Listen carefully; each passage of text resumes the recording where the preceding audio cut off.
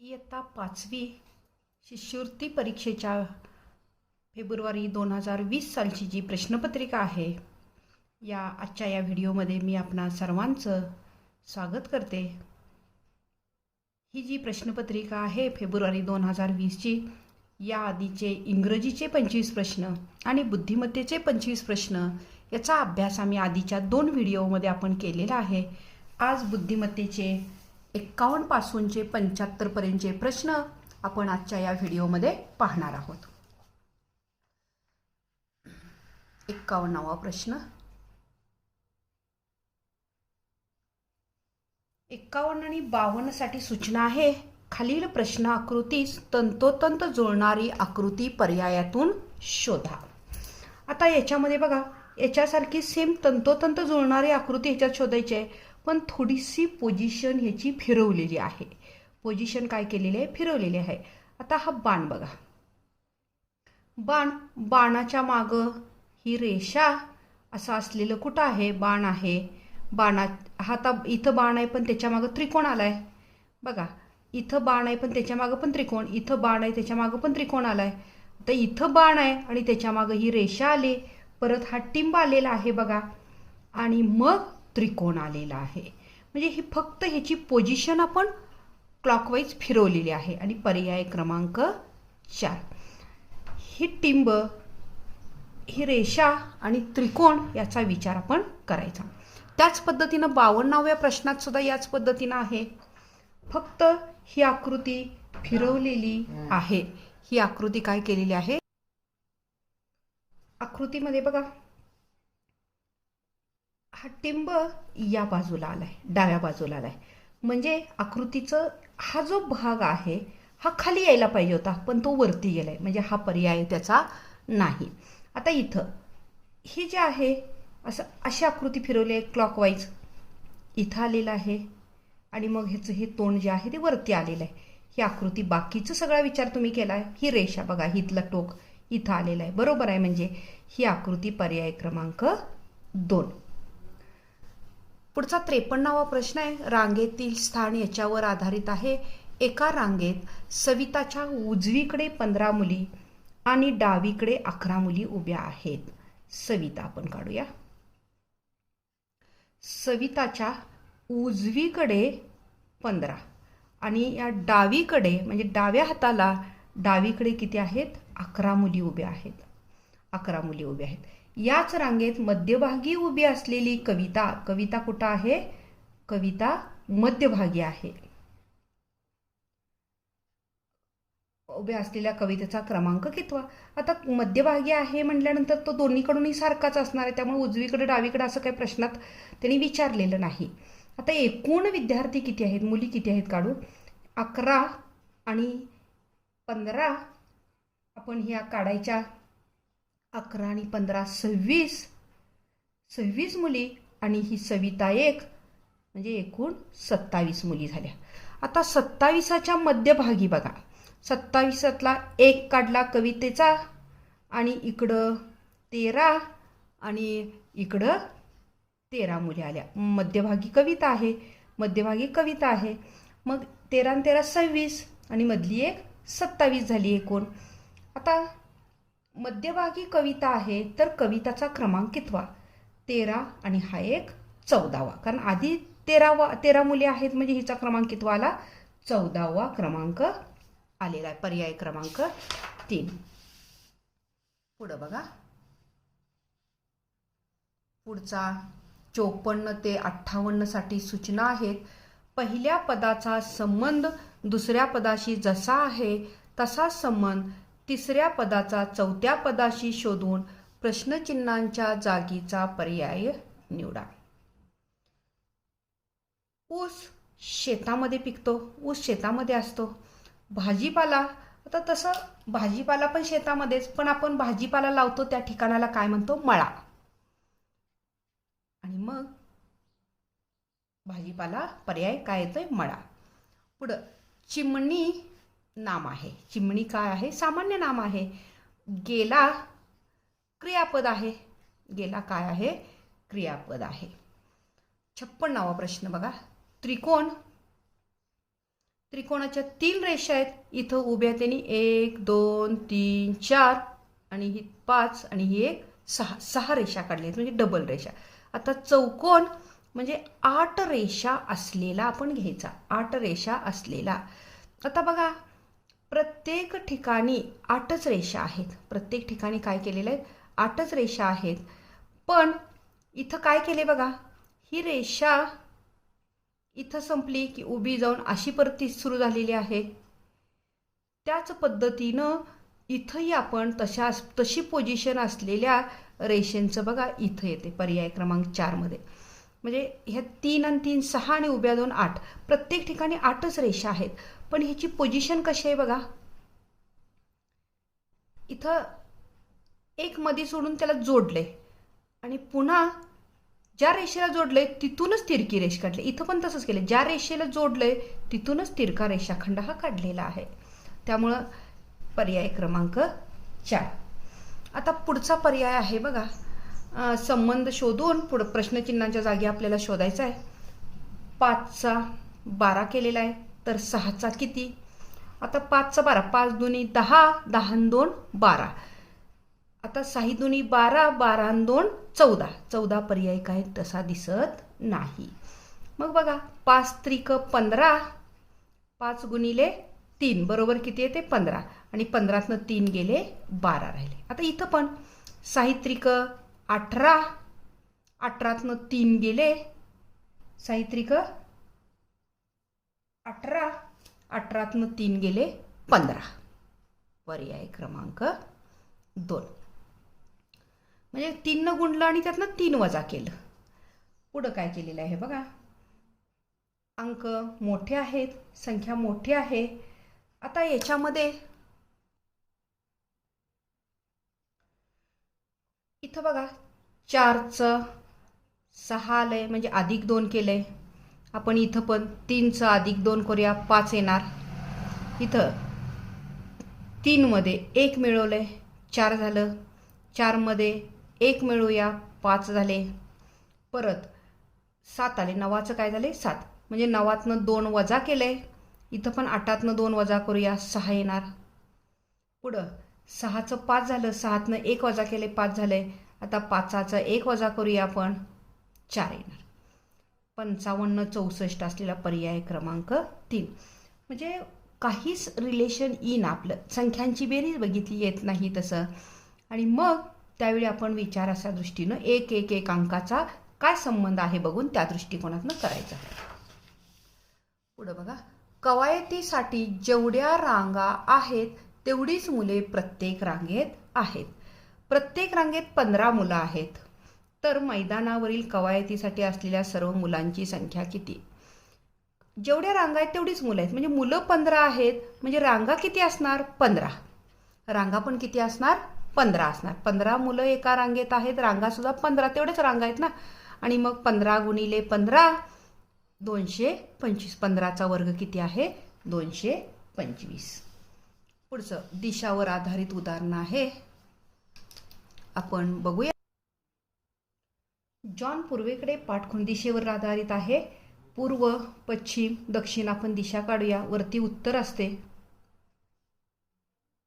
पूर्व पश्चिम दक्षिण. आता जॉन पूर्वेकडे तोंड करून उभा आहे. त्याच्या उजव्या बाजूने पूर्वेकडे पाठ करून उभा आहे. जॉनचं मग तोंड कुणीकडे आहे तर पश्चिमेकडे आहे. जॉन पाठ पूर्वेकडे आहे, म्हणजे तोंड कुणीकडे आहे पश्चिमेकडे, म्हणजे त्याचा उजवा हात कुणीकडे आहे उत्तरेला आहे. तो उजव्या बाजूने काटकोनात 2 वेळा फिरला. उजव्या बाजूला काटकोनात 2 वेळा फिरला. पहिल्यांदा एकदा इकडं तोंड आहे, हात त्याचा इथं आहे. काटकोनात वळल्यानंतर उजव्या हाताला म्हणजे त्याचं उत्तरेकडं तोंड झालं. त्यानंतर पुन्हा तो उजव्या बाजूला वळला, म्हणजे पूर्वेला वळला. उजवा हात इकडं आहे, उजव्या बाजूला वळला म्हणजे पूर्वेला वळला. तर त्याचे तोंड आता कुठल्या दिशेला येईल पूर्व दिशेला येईल. पुढचं बघा, दिशेवर आधारितच आहे. अहमद पश्चिमेला, वरती उत्तर दक्षिण पूर्व आणि पश्चिम. अहमद पश्चिमेला 18 किलोमीटर गेला. इथं अहमद आहे. किती गेला तो? 18 किलोमीटर पश्चिमेला गेला. नंतर तो दक्षिणेला, इथं किती आहे? 18. बघा, नंतर तो दक्षिणेला 11.5 किलोमीटर गेला. 11.5 दक्षिणेला. त्यानंतर तो पूर्वेला 6.5 इथं आला. 6.5 किलोमीटर आला. पुढं बघा, नंतर तो उत्तरेला 11. उत्तरेला म्हणजे इकडं तो किती गेला? 11.5. म्हणजे हे 11.5 आहे, म्हणजे पुन्हा तो 11.5च गेलेला आहे हे अंतर, म्हणजे पुन्हा इथंच येऊन मिळालेला आहे. तर तो मूळ ठिकाणापासून किती अंतरावर, म्हणजे एवढ्या अंतरावर तो. बघा, हे एवढं अंतर किती झालंय? 6.5. हे किती आहे? 6.5. आणि हे पूर्ण 18 आहे. मग 18तनं 6.5 वजा करूया. 18.0 वजा 6.5. 10तनं 5 गेले, 5 राहिले, हातचा देऊन टाकला. 8तनं 7 गेले, दशांशचिन्हाला दशांशचिन्ह. 8तनं 7 गेले, 1 राहिला. 11.5. 11.5. पुढं, मंदारचा जन्म 7 जुलै 2007ला शनिवारी झाला, तर त्याचा दुसरा वाढदिवस कोणत्या वारी येईल? मंदारचा जन्म कधी झालाय? 7 जुलै 2007ला शनिवारी झाला. मग आता त्याचा पहिला वाढदिवस कधी येणार? रविवारी येणार, 2008ला. आता दुसरा वाढदिवस 2009ला येणार, पण 2008 हे लीप वर्ष आहे. मग 2009ला दुसरा वाढदिवस येत असताना एक दिवस पुढे जाणार. रविवार नंतर सोमवारी येणार नाही, तर तो सोमवार वगळणार, आता मंगळवारी येणार. आणि मग पर्याय क्रमांक 2, लीप वर्षात एक दिवस पुढे जातो, लगेच दुसऱ्या दिवशी येत नाही. यावर्षी 2007ला शनिवार होता, तर 2008ला रविवार येतो. पण 2008 रविवारी आलं, 2008 रविवारी आलं, त्यामुळं मंगळवारी येणार. पुढं, एक वर्षी 15 ऑगस्ट सोमवारी होता, त्याच वर्षी 6 सप्टेंबर कोणत्या वारी येईल? आता 15 ऑगस्टपासून 7 मिळवत जाऊन 6 सप्टेंबर काढता येईल. पण आणखी एक आयडिया याला आहे की 15 ऑगस्ट स्वातंत्र्य दिन आहे, आणि मग स्वातंत्र्य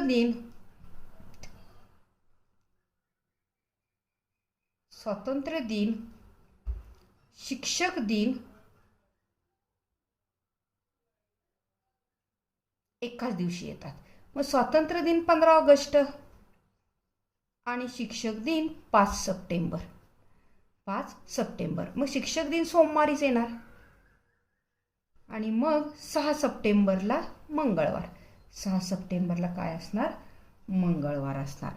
हे आपल्याला माहिती पाहिजे. स्वातंत्र्य दिन, शिक्षक दिन आणि बालदिन एकाच वर्षात एकाच वारी येत असतात. म्हणजे 2007 साली असतील तर 2007 साली हे तिन्हीच्या तिन्ही स्वातंत्र्य दिन, शिक्षक दिन आणि बालदिन एकाच दिवशी येत असतात. किंवा +7 धरून तुम्ही काढत गेला तरी हे सोपं आहे. पुढं प्रश्न काय आहे बघा, 64 ते 68 5 प्रश्न आपल्याला सोडवायचे आहेत. प्रश्नाच्या सुरुवातीला 3 पदं दिली आहेत. त्यांचा वैशिष्ट्य लक्षात घेऊन काही वैशिष्ट्य आहे, त्यांचा एक गट तयार होतो. या गटात बसणारे पद पुढे शोधायचं आहे. लोखंड, विटा, वाळू हे सगळं घर बांधणीसाठी आवश्यक असणारे आहेत. मग घर बांधण्यासाठी आवश्यक आपल्याला काही कापूस नसतो, कोळसा नसतो, धागा नसतो, तर सिमेंट. मेंदू, फुफ्फुस, हृदय ही सगळी आंतरिंद्रिय आहेत. हे सगळे काय आहेत? आंतरिंद्रिय आहेत. आंतरिंद्रिय म्हणजे शरीराच्या आतमध्ये असणारी इंटरनल ऑर्गन्स आहेत हे. आणि मग शरीराच्या आतमध्ये असणारं त्वचा, कान, डोळे हे काय बाह्य इंद्रिय आहेत. आणि मग जठर, पर्याय क्रमांक 3. पुढं 66वा प्रश्न आहे बघा. आकृती बघायची आहे. आकृती आपण बघायची आहे आणि याच्याशी जुळणारी आकृती आपण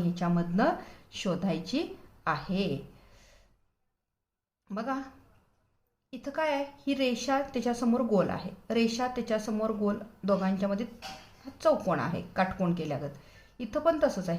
मग तसं असलेलं कोण आहे तर पर्याय क्रमांक 1. इथं बघा तसं नाही आहे. गोलच्या समोर रेषा आहे का नाही, गोलच्या समोर रेषा आहे का नाही, गोलच्या समोर रेषा आहे का नाही. पर्याय क्रमांक 1. अतिशय सोपं आहे हे. 67वा प्रश्न आहे. 65, 83, 92. 6 5 11, 8 3 11, 9 2 11 आणि यातला बघितला पर्याय तर 47, 4 आणि 7 11. या पद्धतीनं हे उत्तर आपल्याला मिळते. 68व्या उदाहरणामध्ये यातल्या अंकांची बेरीज केली. 5 आणि 4 9, 7 आणि 3 10 आणि 8 18, पुन्हा 9 9, 7 आणि 2 9, 9 9 18, 18 बेरीज येते. म्हणजे इथं 9ची कसोटी बसते, 9 भाग जाणाऱ्या संख्या आहेत. तर इथं आपण बघितलं तर बघा 8 आणि 8 16 आणि 5 21 बेरीज झाली, 9 काय भाग जात नाही. 8 आणि 2 10 आणि 5 15, 9 भाग जात नाही. 8 आणि 1 9, 9 6 15, 9 भाग जात नाही. इथं बघा 8 आणि 1 9, 9 9 18 आणि मग 9ची कसोटी 9 भाग जाणारी आहे, म्हणून ही संख्या 8127. 9ची कसोटी पण इथं लागू होते, म्हणून पर्याय क्रमांक 4. पुढं सांकेतिक भाषेवर आधारित उदाहरण आहे हे. तर सांकेतिक भाषेत कमल हा शब्द या पद्धतीने लिहितात, नमक हा शब्द तसा लिहितात, कलय हा शब्द या पद्धतीनं लिहितात.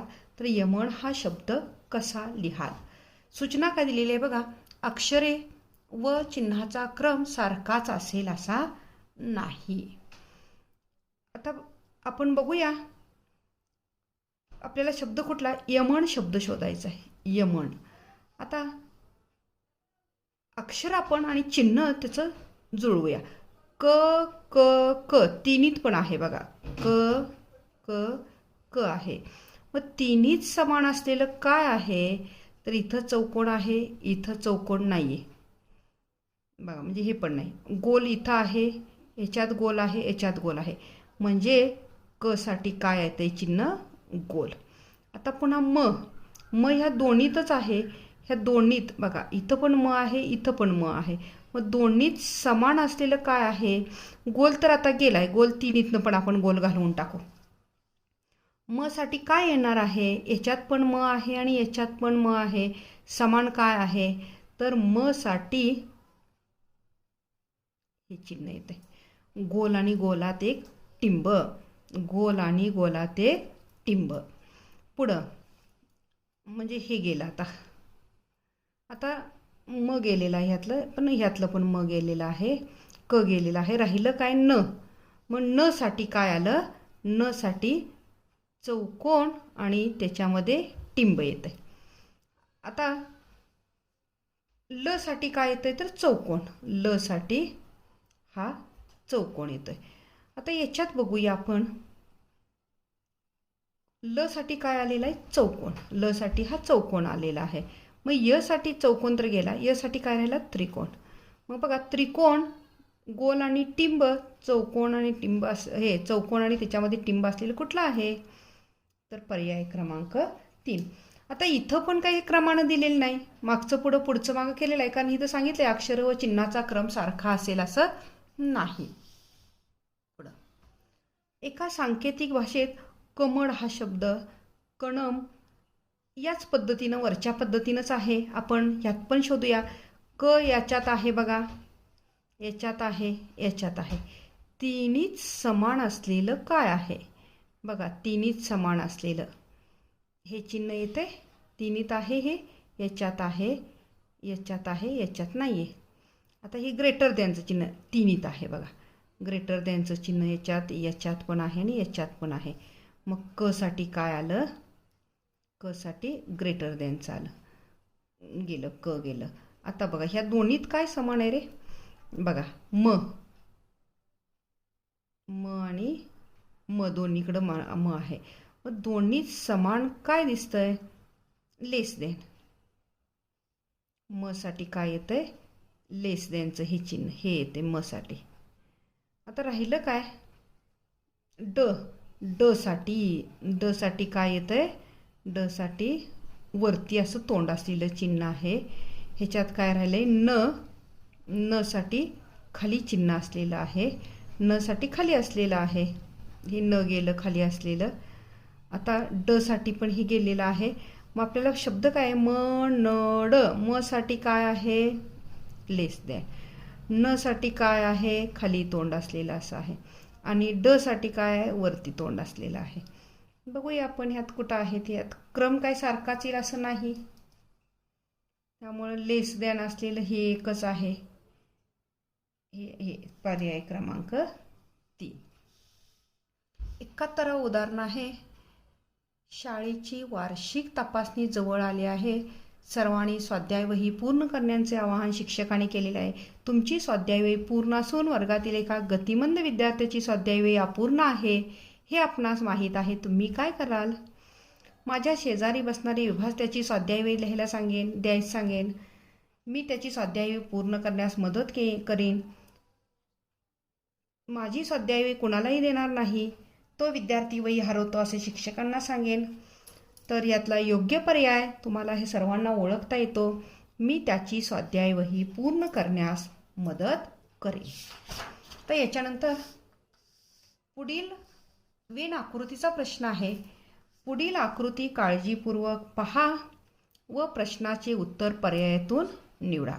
फक्त त्रिकोणात असणारा अंक. तर काहीही बघायचं कारण नाही, त्रिकोणात असणारा अंक 4, 5, 6, 7 आहेत. पण प्रश्न काय, फक्त त्रिकोणात. फक्त त्रिकोणात असणारा अंक काय आहे 7. पर्याय क्रमांक 1. प्रश्नचिन्हांच्या जागी येणारे संख्येचा पर्याय आपल्याला शोधायचा आहे. याच्यामध्ये समोरासमोरील संख्यांचा क्रम असतो किंवा ओळीने एखादे विषम संख्या असतात, मूळ संख्या असतात, असंही आपल्याला दिलेलं असतं. आता याच्यात काय दिलेलं आहे तर समोरासमोरच्या संख्येची बेरीज 17 आणि 33 50, 34 आणि 16 50, 12 आणि 38 50. आता 28 आणि किती 50 तर 28 आणि 22 50. इथं काय येणार 22 येणार. यांची बेरीज किती त्या 50. पुढं एका सांकेतिक भाषेत 62 ला 14, 47 ला 15, 95 ला 23 तर 38 ला किती. आता काय केलंय आपण बघूया. 6 दुनी 12, 12 आणि 2 14. बरोबर आहे. 7 दुनी 14.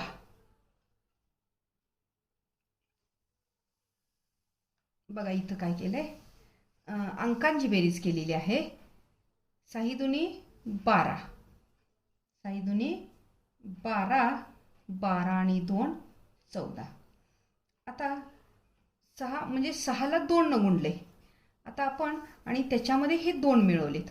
आता आपण काय करायचं 4 दुनी 8, 8 आणि 7 15. म्हणजे हा दुसरा अंक त्याच्यामध्ये मिळवायचा आहे. इथं काय केलं 6ची दुप्पट केली आणि त्यात हे 2 मिळवलं 14 आलं. 4 दुनी 8, 4ची दुप्पट केली आणि त्यात 7 मिळवलं 15 आलं. आता 9ची दुप्पट करूया. 9 दुनी 18, 18 आणि 5 23. म्हणजे पहिल्या अंकाची दुप्पट करायची आणि दुसरा अंक त्याच्यामध्ये मिळवायचा. आता 3 गुणिले 2, 3 दुनी 6 अधिक 8 बरोबर 14. पर्याय क्रमांक 2. पुढचा आहे एका सांकेतिक भाषेत 6, 14, 7, 17, 3 ला 5, 4 ला किती. असं लक्षात येते आपल्याला अंक जसा वाढल तसं ह्या संख्या वाढलेल्या आहेत. आता 3 ला काय केलंय 5, 4चा आपल्याला काढायचा आहे. 6, 5चं आपल्याला पण माहित नाही. 6ला काय केलंय 14. 7ला काय केलंय 17, 7ला काय केलंय 17 केले. म्हणजे काय केले बघा 6 नंतर 7चा विचार करा. 14 आणि 3 17 केलेला आहे. आपण बघूया 5 आणि 3 8, 8 आणि 3 11, 11 आणि 3 14, 14 आणि 3 17. म्हणजे या पद्धतीनं केले. 3 3 3 मिळवलेलं आहे. 3 3 3 मिळवले प्रत्येक अंकामध्ये. 5 आणि 3 8, 8 आणि 3 11, 11 आणि 3 14, 14 आणि 3 17. म्हणजे 4ला काय असणार आहे 8, 4ला 8 असणार आहे. आणि असंहीच बघा, याच्यामध्ये समसंख्या मिळवत गेली. 5 आणि 2 हे 3 आणि 2 5, 4 आणि 4 ह्याच्यामध्ये 2 मिळवलं, ह्याच्यामध्ये 4 मिळवलं, ह्याच्यामध्ये 6 मिळवलं, ह्याच्यामध्ये 8 मिळवलं, ह्याच्यामध्ये 10 मिळवलं. या पद्धतीनं केलं तरी चालतंय, किंवा सरळ 3 3 3 3 वाढवत गेली आपल्याला दिसून येतं. आणि पर्याय क्रमांक 4. या पद्धतीनं व्हिडिओच्या 3 भागामध्ये आपण ही प्रश्नपत्रिका पाहिलेली आहे. याच्या आधीच्या व्हिडिओमध्ये गणिताची प्रश्नपत्रिका सुद्धा पाहिलेली आहे. आता ही 2020ची आहे. 2019ची प्रश्नपत्रिका आपण लवकरच सोडवूया.